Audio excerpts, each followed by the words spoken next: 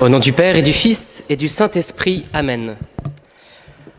Au soir de sa vie, la reine reçut dans ses appartements un humble, fourbu de peine, son ami, Monsieur Vincent. « Oh, dites-moi, mon bon père, ô vous qui en faites tant, près de quitter notre terre, vous devez être content. Non, ne croyez pas, ma reine, que je n'ai plus de tourments. Il me reste tant à faire, et n'en est plus pour longtemps. Mais vos œuvres d'elles-mêmes, au divin jugement, plaideront auprès du Père. Grand fut votre dévouement. J'ai dormi d'un lourd sommeil, j'ai dormi affreusement, tandis que criaient mes frères, j'ai été lâche souvent. Mais alors, quelle géhenne attend rois et courtisans qui, sans vos saintes colères, seraient pires, sûrement. Sur notre pauvre terre, que l'on soit prince ou manant, on se doit tout à ses frères pour qu'ils vivent dignement. Mais que faut-il donc Dieu faire pour apaiser ces tourments? Ce qu'il faut faire, ma reine, davantage, assurément. Davantage. C'est une phrase historique de Saint Vincent de Paul à la reine. Il faut faire davantage. À la fin de sa vie, alors que ce grand apôtre de la charité avait fondé les filles de la charité, avait parcouru la France, était aumônier des galères, il trouvait encore à dire, alors qu'il était exténué, que faut-il donc Dieu faire? Davantage, assurément. Et aujourd'hui, j'aimerais vous raconter l'histoire de deux saints, enfin de deux bienheureux, qui, je crois, dans leur vie, qui ressemblaient un peu aux vôtres, en ont fait davantage. Ce petit davantage par rapport à notre devoir d'État, qui différencie le chrétien pas si mal que ça du grand saint. À travers le devoir d'État, mais davantage que le devoir d'État. Il s'agit du bienheureux Ladislas Batthyány Stratman, qui est un Hongrois, qui a été béatifié en 2003 par Jean-Paul II. Jean-Paul II l'appelait le docteur des pauvres. Et puis de la bienheureuse Eurosia Fabrice Barban, qui a été béatifiée par Benoît XVI en 2005. Et ces deux personnes ont comme point commun d'avoir vécu à la fin du XIXe siècle et au début du XXe siècle. Le bienheureux Ladislas est né dans une grande famille aristocratique hongroise, très fortunée, et il a été bientôt fait prince par l'empereur François-Joseph.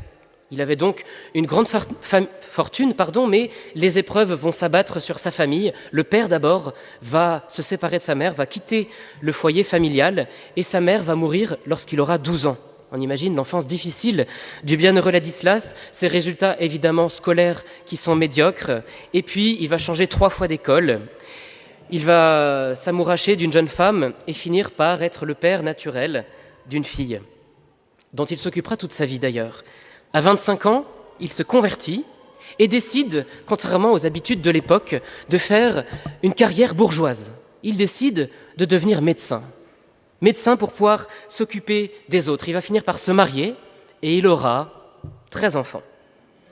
De l'autre côté, nous avons la bienheureuse Eurosia, qui est italienne, d'une famille très pauvre, famille d'agriculteurs. Elle va avoir 2 ans de scolarité, mais elle, au contraire, est très pieuse. Et dès son jeune âge, elle connaît très bien le catéchisme, si bien qu'à 15 ans, elle va aider son curé en faisant le catéchisme aux enfants du village. Et on dira d'elle que non seulement elle apprenait évidemment la doctrine, mais elle rajoutait dans ses cours de catéchisme plein de petites histoires qui permettaient aux enfants de mieux comprendre comment mettre en pratique la vie chrétienne.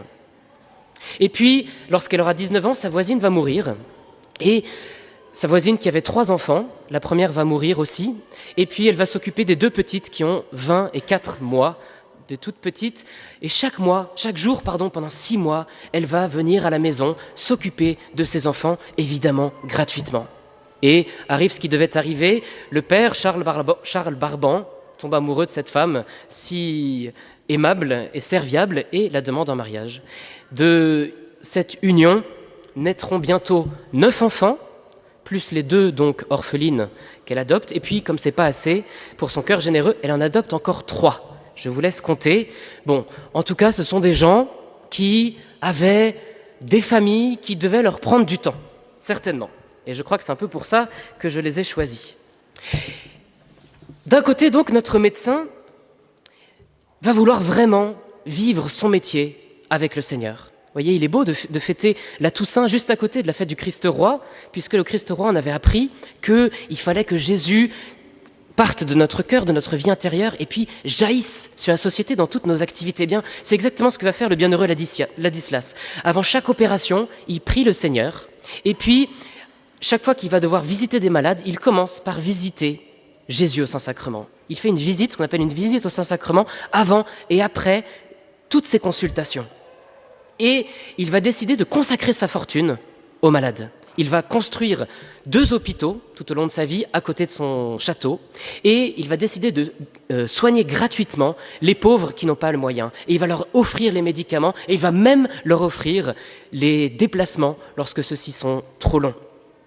Et il sait qu'en tant que médecin chrétien, le plus important n'est pas seulement de sauver le corps, mais de guérir les âmes. Voilà ce qu'il dit, il est ophtalmologue. Parce que l'œil est le miroir de l'âme, lorsque j'ai la chance, avec l'aide de Dieu, de permettre à quelqu'un de voir à nouveau la lumière du jour, alors je peux en général exercer aussi une influence sur son âme. Il va donc décider d'éditer une brochure qui s'appelle « Ouvre les yeux et vois » et qu'il offrira, qu'il enverra à tous ses anciens patients. Lorsque les patients ne peuvent pas payer la consultation, il leur dit « Eh bien, vous direz donc un Notre Père et un Je vais salut Marie pour moi » et bien souvent, il lui arrive de leur donner une réparation pour les maux qu'ils auraient pu recevoir à l'hôpital. Voilà, puisque vous avez eu mal à l'hôpital, je vous donne une bourse en réparation. Et puis, il distribue des images sur lesquelles est inscrit « Prends cette image en pieux souvenir de notre hôpital. Et si tu penses devoir un remerciement à quelqu'un, alors prie pour nous. Tu es venu chez nous trouver un remède pour ton corps, mais n'oublie pas ton âme immortelle, qui a tant de valeur que le Seigneur Jésus lui-même est mort pour elle sur la croix. » Il va être comblé d'honneur, il va recevoir l'ordre de la toison d'or de Saint-Étienne des mains de l'empereur, l'éperon d'or des mains du pape, et il va être élu à la chambre haute. Bref, il y aura énormément de gens chez lui, il va beaucoup accueillir, mais il déteste les mondanités. Et chaque fois que la conversation critique telle ou telle personne, soit il quitte la pièce, soit il se débrouille pour détourner la conversation. Je vous raconte cette petite anecdote pour montrer comment il essaye d'aider les gens sans que les gens se sentent blessés. Un jour, il rencontre une dame il s'est dit qu'il y avait une belle prestance, il s'est dit que cette femme était certainement avant une femme de noblesse ou en tout cas de fortune, et il se rend compte que cette femme est contente d'être à l'hôpital parce qu'elle peut enfin manger à sa faim. Alors il se dit, mais comment faire pour aider cette femme sans la blesser?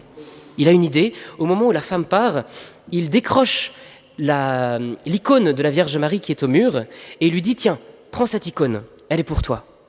La femme prend l'icône et réalise qu'il y a derrière l'icône, dans la doublure, il y a une enveloppe avec des billets. Alors là, le bienheureux Ladislas est tout étonné et dit « Mais donc c'est incroyable, et bien écoute, ça doit être la Sainte Vierge qui t'offre ça, pars avec tout ça. » Voilà comment faire en sorte que la charité ne soit pas humiliante pour les autres. De l'autre côté, nous avons Eurosia, qui elle évidemment est d'abord prise par ses devoirs de mère, et elle va éduquer ses enfants d'abord, évidemment, comme toute mère chrétienne, à la prière, à l'obéissance, à la crainte de Dieu, au sacrifice, à l'amour du travail. Et surtout, elle redit sans cesse que le plus important pour elle, c'est que ses enfants accomplissent le plan de Dieu. Voilà ce qu'elle dit, « Les enfants que le Seigneur nous a donnés sont à lui avant d'être à nous. Et s'il les veut pour lui, nous devons être reconnaissants et même contents. Ce faisant, il nous fait un grand honneur.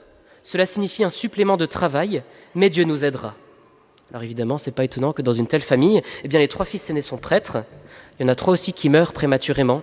C'est assez impressionnant, toutes ces histoires de 19e siècle, 20e siècle, où on voit des familles très généreuses dans le don de la vie, et en même temps qui ont eu beaucoup d'enfants qui sont morts. Voilà, c'est certainement des gens qui ont dû avoir un cœur très blessé, qui ont tout offert au Seigneur, une religieuse et un frère.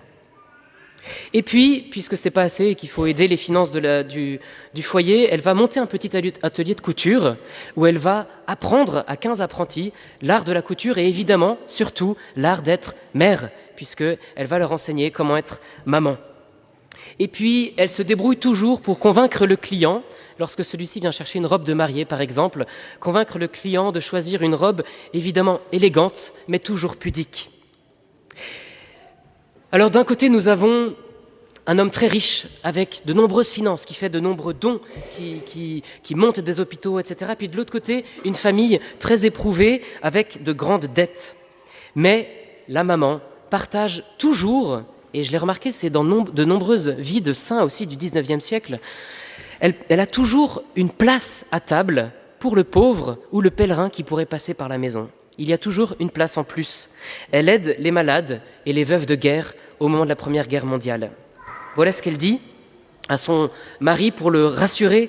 Elle lui dit « Les enfants, Dieu nous les envoie comme un trésor. Ayons confiance en Dieu, car il ne permettra pas que nous manquions du nécessaire. Et ailleurs, je désire être une pauvresse, et j'en suis content, parce qu'il me semble qu'ainsi je suis davantage aimé du Seigneur. Il est préférable d'être pauvre que d'être riche. Ce ne sont pas les richesses qui contentent le cœur, mais le fait d'accomplir la volonté de Dieu. » Évidemment, tout cela n'est possible qu'avec une vie spirituelle intense. L'un comme l'autre vont tous les jours à la messe. Ladislas le fait depuis que saint Pie X a rappelé l'importance de la communion eucharistique quotidienne. Et puis la vie de prière qui va avec. Et leur biographie dit qu'ils récitent le rosaire quotidien. Alors je ne sais pas si c'est une manière de dire le chapelet ou vraiment s'ils disaient tout le rosaire. Mais vous voyez, évidemment, des gens comme ça toute leur générosité ne peut venir que d'une vie de prière intense. 13 enfants, 14 enfants dans les deux familles, et pourtant, messe tous les jours. Malgré toutes leurs difficultés financières, il y en a un qui est chef de service, fondateur d'hôpital, on imagine qu'il avait des choses à faire quand même. Eh bien, ils vont à la messe tous les jours.